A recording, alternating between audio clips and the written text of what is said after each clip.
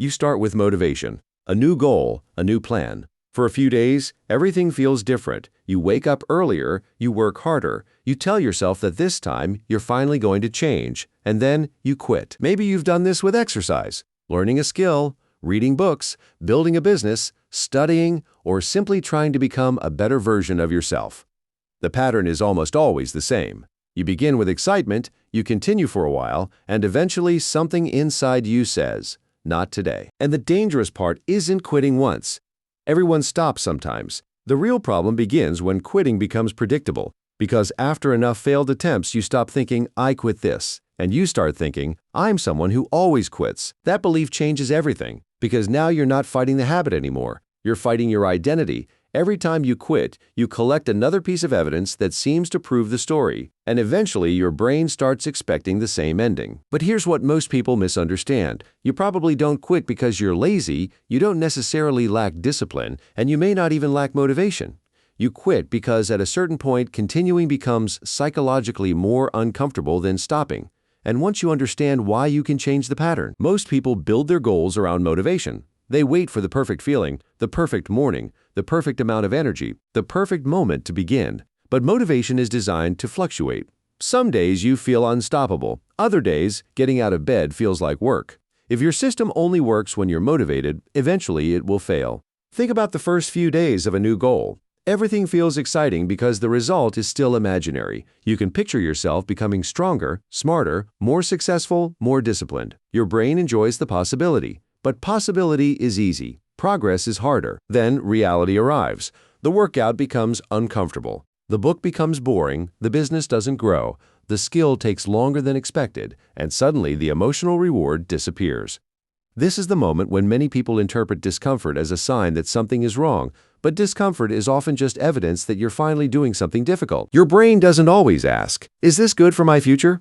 It often asks a much simpler question, "Can I feel better right now?" And quitting gives you an immediate reward. The pressure disappears. The difficult task disappears. You feel relief, and that relief can teach your brain to repeat the behavior. That's why quitting can become a loop. Difficulty creates discomfort. Discomfort creates the urge to escape. Quitting removes the discomfort, and relief reinforces the decision.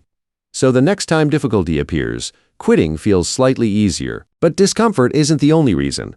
Sometimes you quit because your expectations are unrealistic. You expect yourself to transform in weeks when reality doesn't match the fantasy. You conclude that you're failing. So instead of adjusting the goal, you abandon it. This creates another dangerous pattern, all or nothing thinking.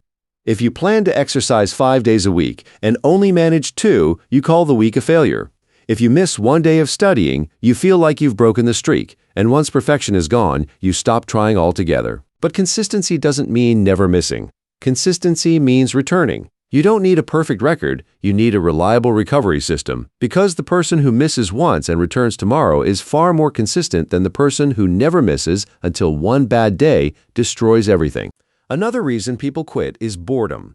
The beginning of a goal is emotionally stimulating. The middle isn't. The middle is repetition, the same workout, the same practice, the same mistakes, the same slow progress. And this is where most people disappear, not because the goal became impossible, but because it became ordinary. You may also quit because you're constantly measuring results. You study for a week and expect to feel smarter. You exercise for 2 weeks and expect to see a dramatic change. You post content and expect immediate growth, but many valuable outcomes have a delayed reward. The work happens first, the evidence comes later. This is why early progress can be deceptive.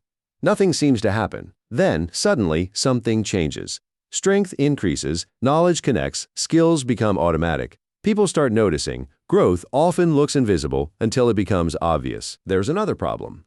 Sometimes you don't actually have a system, you have an intention.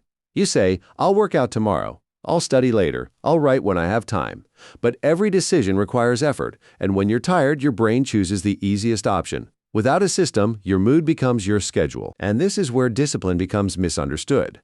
Discipline isn't forcing yourself to make heroic decisions every day. Real discipline is reducing the number of decisions you need to make. The goal isn't to become a machine. The goal is to make the right action easier to repeat. But there's a deeper reason people keep quitting. They identify with the outcome instead of the process. They say, "I want to become fit. I want to become successful. I want to become disciplined, but these are destinations. They don't tell you who you need to be today. A better question is, what would the person who does this consistently do today? Not someday, not when motivation returns. Today, maybe the answer is only 20 minutes. Maybe it's one page, one workout, one paragraph, one uncomfortable action. Small actions still count, because every action is also evidence. When you keep a small promise to yourself, you create evidence that you're reliable. When you return after missing a day, you create evidence that setbacks don't control you.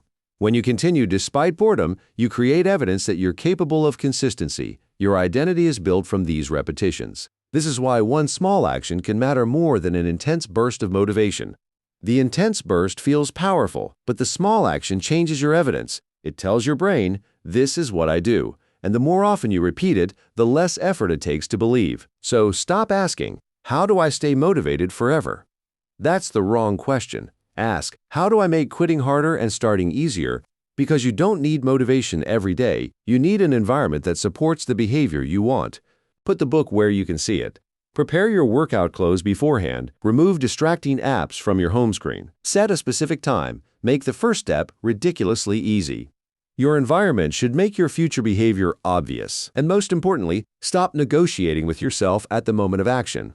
If the decision has already been made, you don't need to debate it again. You don't ask whether you feel like doing it. You simply follow the system. That's how a behavior becomes automatic.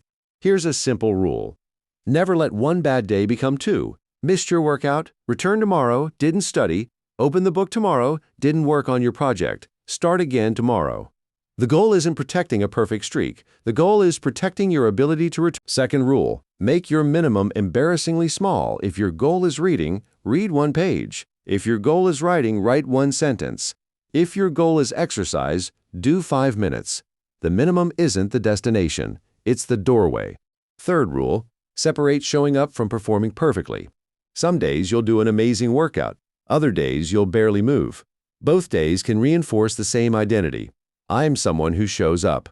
That identity is far more valuable than one perfect performance. Fourth rule, track the behavior, not just the result. Don't only record how much weight you lost, record whether you trained. Don't only track how much money you made, track whether you did the work. Results are sometimes outside your control. Your actions are not. Fifth rule, expect the boring phase.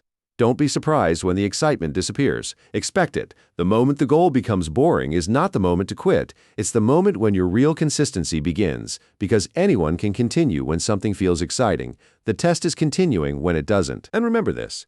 You don't need to feel confident before you continue. Confidence often comes after evidence. First you act, then you see yourself acting consistently. Then your brain updates its prediction about who you are, and eventually you stop needing to convince yourself. Imagine doing this for 90 days. Not perfectly, not dramatically, just consistently returning. 3 months later, you wouldn't only have a result, you'd have evidence. Evidence that you can keep promises to yourself. Evidence that discomfort doesn't control you. Evidence that you don't have to quit. And that changes the question completely. Instead of asking, can I finish this? You start asking, can I return tomorrow? Because finishing requires one massive effort. Returning requires one decision. And one decision repeated enough times can completely change your life. So if you've quit before, don't use that history as proof that you can't change. Use it as information. You now know what usually happens before you quit. You know the boredom, the discomfort, the unrealistic expectations, the distractions. The moment when you start negotiating that moment is where your new system begins. The next time you hear yourself thinking, I'll do it tomorrow. Don't promise yourself a perfect future. Make today's action smaller. Open the book. Put on the shoes. Write one sentence. Do 5 minutes, because the goal isn't proving that you're unstoppable. It's proving that you can start again. And eventually, something strange happens. The thing you once kept quitting becomes normal. You don't need a motivational video. You don't need a perfect mood. You don't need to convince yourself. You simply do it.